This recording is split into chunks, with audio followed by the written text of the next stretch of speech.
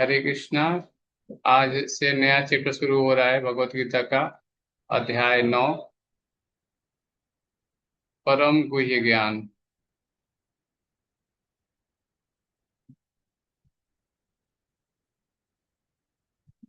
श्री भगवानुवाच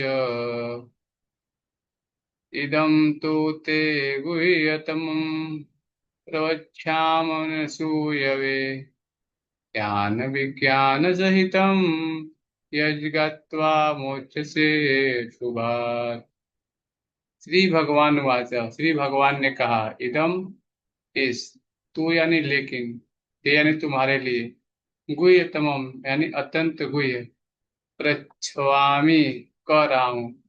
श्री भगवान ने कहा, हे अर्जुन, क्योंकि तुम मुझसे कभी ईर्ष्या नहीं करते, इसलिए मैं तुम्हें यह परम गुह्य ज्ञान तथा अनुभूति बतलाऊंगा, जिसे जानकर तुम संसार के सारे क्लेशों से मुक्त हो जाओगे।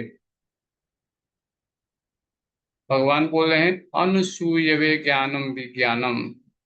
अनुसूया यानी ईर्ष्या न करने वाले को, ज्ञानम यानी ज्ञान को, विज्ञान यानी अनुभूति ज्ञान। भगवान बता रहे हैं कि हे अर्जुन, क्योंकि तुम मुझसे कभी ईर्ष्या नहीं करते, इसलिए मैं तुम्हें यह परम गुह्य ज्ञानता अनुभूति बतलाऊंगा, जिसे जानकर तुम संसार के सारे क्लेशों से मुक्त हो जाओगे। ज्यो ज्यो भक्त भगवान के विषयों में अधिकाधिक सुनता है, त्यों त्यों वह आत्म प्रकाशित होता जाता है। तो स्पष्ट यहाँ बताया गया है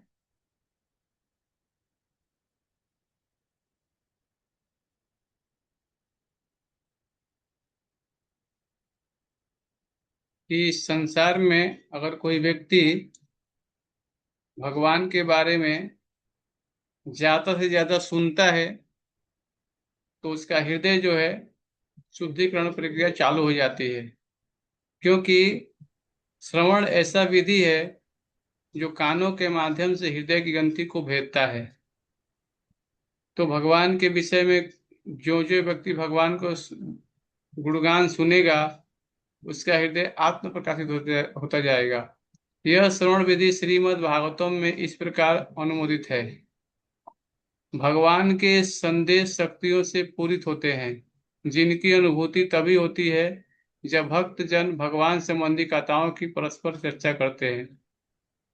तो यहाँ स्पष्ट बताया गया है कि अगर कोई व्यक्ति भगवान की कथाओं को रोज सुनता है, तो धीरे धीरे धीरे उसका हृदय जो है परिवर्तन होने लगता है।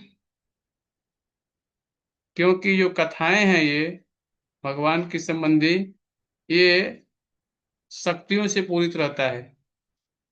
जब भक्त जन भगवान संबंधी कथाओं की परस्पर चर्चा करते हैं, इसे मनोधर्मियों या विद्यालयीन विद्वानों के सानिध्य में नहीं प्राप्त किया सकता, क्योंकि यह अनुभूत ज्ञान विज्ञान है। तो श्री प्रभुपाद जी बता रहे हैं कि अगर कोई व्यक्ति चाहता है कि भगवान के बारे में ज्ञान प्राप्त करे, तो तद्विधि परिपातेन परिप्रश्नेन सेवया उपदेशन्ति ते ज्ञानम ज्ञानिनः तत्त्वदर्शिनः। जो जो हम भगवान के विषय में ज्यादा सुनते हैं, हमारा हृदय आत्मप्रकाशित होता है। अब हमें एक बात समझना है कि भगवत गीता भागवतम जो है, ये प्रकृति के तीनों गुणों द्वारा प्रभावित नहीं है। अब जो विश्वविद्यालय की किताबें हैं, जो भी है, आदमी पढ़ तो लेता है, लेकिन फिर भी कहीं कहीं ना कहीं चुभन होता है, क्योंकि आनंद की अनुभूति नहीं होती है। इसलिए बताया कि मनोधर्म या विद्यालयीन विद्वानों के सानिध्य में नहीं प्राप्त कर सकता, क्योंकि वो भौतिक प्रकृति के तीनों गुणों द्वारा ज्ञान प्रभावित होता है। उसमें चार दोष होते हैं, इसीलिए उसके सानिध्य में रहने पर भी, हाँ, वो हृदय हमारा क्या होता है, प्रभावित नहीं होता है। तो ये आगे बता रहे हैं, इसे मनोधर्मियों या विद्यालयीन विद्वानों के सानिध्य में से नहीं प्राप्त कर सकता, क्योंकि यह अनुभूति ज्ञान विज्ञान है। भक्तगण परमेश्वर की सेवा में निरंतर लगे रहते हैं। भगवान उस जीव विशेष की मानसिकता तथा निष्ठा से अवगत रहते हैं, जो कृष्ण भावना भावित होता है, और उसे ही वे भक्तों के सानिध्य में कृष्ण को समझने की बुद्धि प्रदान करते हैं। तो ये है भगवत भक्ति का फल। अगर कोई व्यक्ति भगवान के मंदिर आता है, भक्तों के द्वारा बताए गए नियमों से अपना जीवन पालन करता है, भक्तों के सानिध्य में भक्ति करता है, तो भगवान बता रहे हैं कि भगवान उस जीव विशेष की मानसिकता तथा निष्ठा से अवगत रहते हैं जो कृष्ण भावना भावित होता है। तो कृष्ण भावना भावित अगर आप रहेंगे आप, हाँ, तभी ये ज्ञान समझ में आने वाला है। हाँ, और उसे ही वे भक्तों के सानिध्य में कृष्ण विद्या को समझने की बुद्धि प्रदान करते हैं। क्यों? क्योंकि भक्त जो होते हैं भगवान की निरंतर सेवा में लगे रहते हैं। सर्वस्य चाहम हृदि सन्निविष्टो मत्त स्मृति ज्ञान पूर्णम च वेदेश सर्वे अहमे वेद्यो वेदांत विदेव चाहन। भगवान बोलते हैं मैं प्रत्येक जीव के हृदय में आसीन हूँ, मुझसे ही स्मृति और विस्मृति होती है, और वेदों के द्वारा मैं ही जानने योग्य हूँ। तो भक्तों के सानिध्य में अगर हम रहेंगे तो वहां पे क्या होगा, क्या ज्ञान मिलेगा हमें? यहाँ बताया जा रहा है कि कृष्ण विद्या, हाँ, जो गुह्य बात है जो अर्जुन को भगवान ने बताया, वो चीज हमें समझने के लिए भगवान हमें बुद्धि प्रदान करेंगे। कृष्ण की चर्चा अत्यंत शक्तिशाली है, ये बहुत महत्वपूर्ण चीज है। क्यों शक्तिशाली है? क्योंकि जो शक्तियां हैं भगवान के नाम गुण रूप लीला में सब कुछ समाहित हैं, इसलिए उनकी चर्चा करना अत्यंत शक्तिशाली है।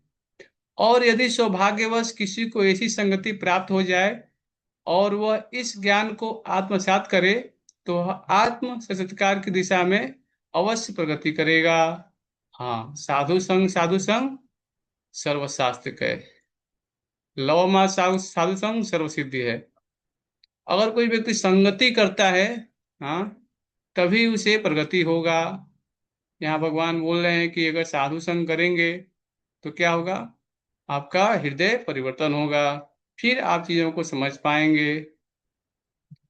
कृष्ण अर्जुन को अपनी अलौकिक सेवा में उच्च से उच्चतर स्तर तक उत्साहित करने के उद्देश्य से इस 9वें अध्याय में उसे परम गुह्य बातें बताते हैं, जिन्हें इसके पूर्व उन्होंने अन्य किसी से प्रकट नहीं किया था। तो ये बहुत महत्वपूर्ण चीज बता रहे हैं भगवान। क्या बता रहे हैं? परम गुह्य ज्ञान। अब ये गुह्य ज्ञान किसको दिया जा रहा है, ये हमें जानना है। यहाँ पे गीता में टोटल 18 अध्याय हैं, और 18 अध्याय में से 1 से लेके 9 और 9 से लेकर 18, तो जो बीच का चैप्टर है वो कौन सा चैप्टर है? 9वां अध्याय। अभी एक पेटी है, पेटी में नीचे और ऊपर और बीच में खाली रहता है, संदूक में बीच में रहता है खजाना। हाँ, तो ये परम गुह्य बात भगवान ने कहाँ रखा है? बीच में दिया अर्जुन को ज्ञान। हाँ, तो ये गुह्य ज्ञान अब भगवान बताने जा रहे हैं किसको? अर्जुन को।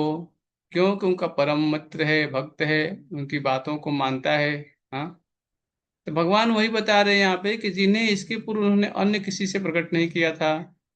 हम देखते हैं कोई मित्र होता है, हाँ, ढिठाई करता है या कि कुछ भी करता है, कंधे पे हाथ रखता है, तो मित्र को उतना बुरा नहीं लगता, क्योंकि परम मित्र जो होता है सब कुछ का सहन कर लेता है। जैसे भगवद गीता में अभी आता है, हाँ, जिस प्रकार होता है कोई पति है पत्नी है, मान लीजिए, तो कुछ होता है तो दोनों सहन कर लेते हैं। तो हमें क्यों बताया गया ये बातें? क्योंकि मित्रता में अक्सर ऐसी बातें होती रहती है। आगे भगवान बता रहे हैं यहाँ पे कि भगवत गीता का प्रथम अध्याय शेष ग्रंथ की भूमिका जैसा है। द्वितीय तथा तृतीय अध्याय में जिस आध्यात्मिक ज्ञान का वर्णन हुआ है वह गुह्य कहा गया है। 7वें तथा 8वें अध्याय में जिन विषयों की विवेचना हुई है वे भक्ति संबंधित हैं और कृष्ण भावना पर प्रकाश डालने के लिए कारण गुह्यतर कहे गए हैं। किंतु 9वें अध्याय में तो अनन्य शुद्ध भक्ति का वही वर्णन हुआ है। तो यहाँ भगवान बता रहे हैं कि शुद्ध भक्ति, हाँ, मिश्रित नहीं, शुद्ध भक्ति बता रहे हैं, फलस्वरूप यह परम गुह्य कहा गया है। जिसे कृष्ण का यह परम गुह्य ज्ञान प्राप्त है वह दिव्य पुरुष है। आगे भगवान बता रहे हैं कि जिसे ये जो ज्ञान है, जो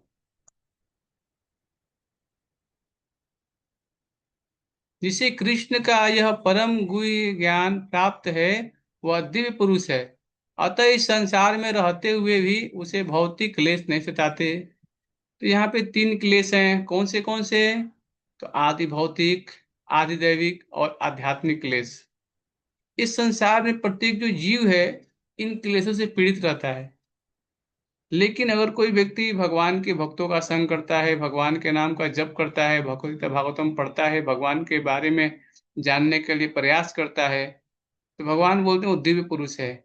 और जो संसार में रहते हुए भी भौतिक उसको क्लेश नहीं सताता, यानी कि आदि दैविक क्लेश है देवताओं के द्वारा, आदि आध्यात्मिक क्लेश अपने मन, हाँ, अपने मन के द्वारा, हाँ, तो हम समझ सकते हैं कि, और आध्यात्मिक, आदि दैविक और आदि भौतिक क्लेश। तो भक्ति साम्य सिंधु में कहा गया है कि जिसमें भगवान की प्रेमा भक्ति करने की उत्कृष्ट इच्छा होती है, वह भले ही इस जगत में बद्ध अवस्था में रहता हो, किंतु उसे मुक्त मानना चाहिए। इसी प्रकार भगवद गीता के 10वें अध्याय में हम देखेंगे कि जो भी इस प्रकार लगा रहता है वह मुक्त पुरुष है। इस प्रथम श्लोक का विशिष्ट महत्व है इदम ज्ञानम, यह ज्ञान शब्द शुद्ध भक्ति के द्योतक हैं, जो 9 प्रकार की होती है। तो भगवत गीता में बताया गया है कि हाँ, श्रवणम कीर्तनम स्मरणम पाद सेवनम अर्चनम वंदनम दास्यम सख्यम आत्मसमर्पणम। भक्ति के इन 9 तत्वों का अभ्यास करने से मनुष्य आध्यात्मिक चेतना अथवा कृष्ण भावना में तक उठ पाता है। इस प्रकार जब मनुष्य का हृदय भौतिक कल्मश से शुद्ध हो जाता है तो वह कृष्ण विद्या को समझ सकता है। तो भक्ति की 9 विधियां बताई गई हैं, कौन सी? पहला है श्रवणम। अभी जो हम क्या कर रहे हैं, भगवान की कथाओं को सुन रहे हैं, इसको बोलते हैं श्रवण। तो श्रवण बहुत जरूरी है भक्ति जीवन में। जितना हम भगवान की कथाओं को सुनते हैं उतना ही हमारा भगवान के प्रति प्रेम बढ़ता है। और जब श्रवण करेंगे तो कीर्तन होगा, भगवान के नाम का कीर्तन। तो कीर्तन 2 प्रकार का बताया गया है, एक होता है भगवान के नाम का जप करना, और दूसरा होता है कि एक आदमी बोल रहा है, दूसरा सुन रहा है, फिर दूसरा आदमी बोल रहा है और जो गा रहा है वो सुन रहा है। कीर्तन ये भी हो सकता है कि हम अभी भगवान की कथाओं को पढ़ रहे हैं, भगवान के नाम का गुणगान कर रहे हैं, ये भी कीर्तन है। कीर्तन का अर्थ ये नहीं है कि बस हम हरे कृष्ण महामंत्र का बैठ के कीर्तन, नहीं। कीर्तन का अभी ये भी होता है कि अगर कोई व्यक्ति भागवत गीता पढ़ रहा है, भागवतम पढ़ रहा है और भी लोग सुन रहे हैं, वो भी कीर्तन में आता है। स्मरण, स्मरण यानी भगवान की स्मरण करना, और पाद सेवन, भगवान के पाद सेवन करना, भगवान का अर्चन विधि करना, वंदनम दास्यम सख्यम आत्मसमर्पणम। तो ये जो 9 विधि है, इससे हमारा अभ्यास करेंगे तो क्या होगा, हमारी आध्यात्मिक चेतना बनेगी, अथवा कृष्ण भावना में तक हम उठ पाते हैं। इस प्रकार जब मनुष्य का हृदय भौतिक कलमश से शुद्ध हो जाता है तो वह कृष्ण विद्या को समझ सकता है। तो ये है भगवत भक्ति करने का लाभ। अगर कोई भगवान की भक्ति करेगा तो धीरे धीरे धीरे उसका मनुष्य का हृदय क्या होगा, भौतिक क्लेश से कलमश से शुद्ध हो जाता है, तो वह कृष्ण विद्या को समझ सकता है। केवल यह जान लेना कि जीव भौतिक नहीं है पर्याप्त नहीं होता। यह तो आत्म अनुभूति का शुभारंभ हो सकता है, किंतु उस मनुष्य को शरीर के कार्यों तथा उस भक्त के आध्यात्मिक कार्यों के अंतर को समझना होगा, जो यह जानता कि यह शरीर, वह शरीर नहीं है। तो ये बहुत महत्वपूर्ण चीज यहाँ बताया गया है। क्या बताया गया है कि जैसे मान लीजिए कोई व्यक्ति है, शरीर छोड़ देता है, शरीर तो यहीं रह जाता है, शरीर के भीतर रहने वाला जो आत्मा है वो चला जाता है। हाँ, तो हम समझ सकते हैं कि अगर हम भगवान की भक्ति करेंगे तब हम समझ पाएंगे कि हम शरीर नहीं, हम आत्मा है, क्योंकि आत्मा जो है आध्यात्मिक है, वो भौतिक नहीं है। शरीर हमारा भौतिक शरीर से भौतिक पंच महाभूत से बना है। हाँ, तो हमें आध्यात्मिक कार्यों को समझना पड़ेगा। आत्मा है किसका, भगवान गीता में बोलते हैं ममई वांसो जीव लोके जीवभूत सनातन मनसष्टानिंद्रियाणि प्रकृति स्थानी कसती। हम इस संसार में घोर संघर्ष कर रहे हैं 6 इंद्रियों के कारण। हाँ, तो ये जो आध्यात्मिक कार्य है, ये अंतर को कब समझ पाएंगे, जब हम भगवत गीता को नियमित रूप से पढ़ेंगे कि आत्मा अलग है, शरीर अलग है। हाँ, इस शरीर रूपी पीड़ा में आत्मा कैद हो गया है। हाँ, क्यों कैद हो गया, इसके बारे में भी जानना है। क्यों हमें बार बार शरीर लेना पड़ रहा है, वास्तविक समस्या क्या है। ये सब चीजों को हम करेंगे तो क्या होगा, ये आत्म अनुभूति का शुभारंभ हो जाएगा, हम भगवद्गीता पढ़ेंगे तो। 7वें अध्याय में भगवान की ऐश्वर्य में भक्ति, उनकी विभिन्न शक्तियों, परा तथा अपरा तथा इस भौतिक जगत का वर्णन किया जा चुका है। तो हम देख चुके हैं, परा जो शक्ति है भगवान का आध्यात्मिक धाम है, और अपरा शक्ति है ये भौतिक, जहाँ हम रह रहे हैं। हमने 7वें अध्याय में पढ़ा है। अब 9वें अध्याय में भगवान की महिमा का वर्णन किया जाएगा। इस श्लोक में अनुसूयवे शब्द भी अत्यंत महत्वपूर्ण है। सामान्यतः बड़े बड़े विद्वान भाष्यकार भी भगवान की से ईर्ष्या करते हैं। अब देखिए, ईर्ष्या के कारण ही हमें ये शरीर धारण करना पड़ रहा है। ये लाइन बहुत महत्वपूर्ण है। क्यों? क्योंकि जीव संसार में ईर्ष्या करता है। ईर्ष्या करने से क्या होता है, हमें बार बार शरीर धारण करना पड़ता है। यहाँ तक कि बहुश्रुत विद्वान भी भगवद गीता के विषय में अशुद्ध व्याख्या करते हैं, क्योंकि वे कृष्ण के प्रति इच्छा रखते हैं। अतः उनकी टीकाएं व्यर्थ होती हैं। केवल कृष्ण भक्त द्वारा की गई टीकाएं ही प्रमाणिक हैं। कोई भी ऐसा व्यक्ति जो कृष्ण के प्रति चालू है, न तो भगवद गीता की व्याख्या कर सकता है, न पूर्ण ज्ञान प्रदान कर सकता है। तो ये बहुत, शिल प्रभुपाद जी बहुत महत्वपूर्ण चीज बता रहे हैं। आप देखिए, इस संसार में आप कहीं भी जाइए, आप भगवत गीता के 150 से 200 प्रकाशन देख सकते हैं, पूरे छाया हुआ है। अगर किसी डॉक्टर ने लिख दिया, किसी राजनेता ने लिख दिया भगवत गीता, अलग अलग लोगों ने लिख दिया भगवत गीता, अगर हम समझ सकते हैं कि अगर गीता जो अपने मन से लिख दी गई, हाँ, उसका भावार्थ, उसका अलग अलग, कृष्ण को हटा करके, माम शब्द को हटा करके वहां पे भगवान को निराकार बताते हैं, हाँ भगवान है नहीं, अलग अलग लोगों ने टीकाएं लिख दी। अगर ऐसी टीकाएं हम पढ़ेंगे तो हमारा हृदय शुद्धिकरण नहीं होगा। क्यों नहीं होगा?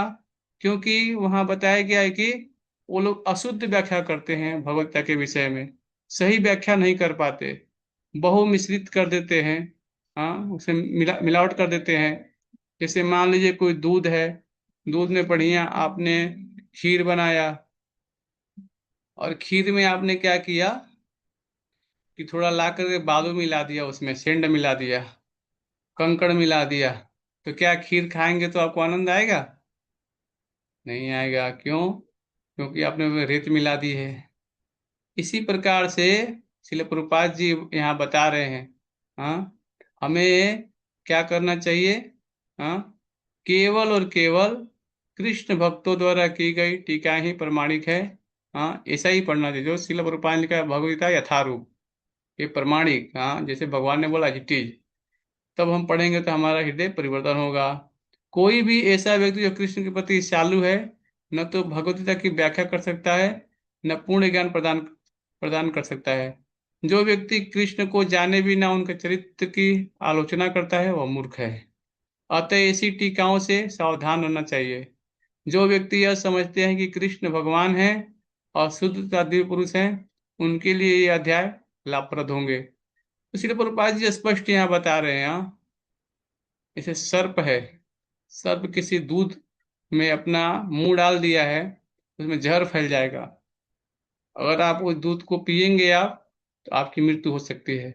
वैसे तथाकथित आजकल के जो कथाकार हैं, हाँ, कथा तो कर रहे हैं और साथ में गला सूखा तो बीड़ी भी पी रहे हैं, हाँ, चाय भी पी रहे हैं, कथा भी कर रहे हैं, और नशा भी कर रहे हैं। तो अगर व्यक्ति नियमों का पालन नहीं कर रहा है, आचरण नहीं कर रहा है, उसके मुख से सुनेंगे आप तो काम नहीं करेगा। दवाई तो वही है, लेकिन उसमें मिश्रित है। हाँ, जैसे दूध बताया मैं, सर्प उसको जूठा कर दिया तो हमारी मृत्यु हो सकती है। इसलिए हमें बहुत सावधान रहना चाहिए। केवल और केवल प्रमाणिक भक्तों से ही हमें सुनना चाहिए। शिव प्रभुपाद जी बता रहे कृष्ण भगवान हैं और शुद्ध सदी पुरुष हैं, उनके लिए आवश्यक ये अध्याय लाभप्रद होगा। तो ये बहुत महत्वपूर्ण चीज है। हमें रोज भगवान की कथाओं को पढ़ना है, सुनना है, तो हमें जानना चाहिए कि ये जो बताया गया है भगवद गीता, ये स्वयं भगवान के द्वारा बताया गया है ना। भगवान के मुख से निकला, इसमें कोई मिलावट नहीं है। और भगवत यथारूप भगवत मूल रूपे भगवताय जीटी 80 से ज्यादा भाषाओं में शिल प्रभुपाद ने इसको अलग अलग लिखा है। आप लोग पढ़िए इसको तो समझ में आएगा।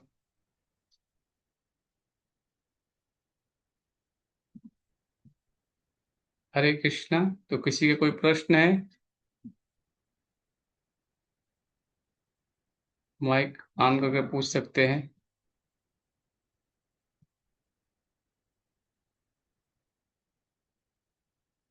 किसी का कोई प्रश्न है तो पूछ सकते हैं, क्लास से संबंधित।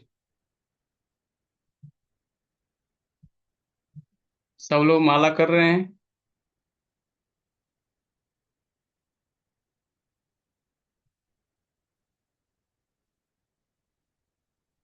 माइक ऑन करके पूछ सकते हैं, है ना? हरे कृष्णा कृष्णा कृष्णा हरे हरे, हरे राम राम राम हरे हरे। जय श्री श्री राधा श्याम सुंदर भगवान की जय। जगन्नाथ बलदेव सुभद्रा की जय। श्री श्री गौर निताय की, शिल प्रभुपाद की जय। हरे कृष्णा।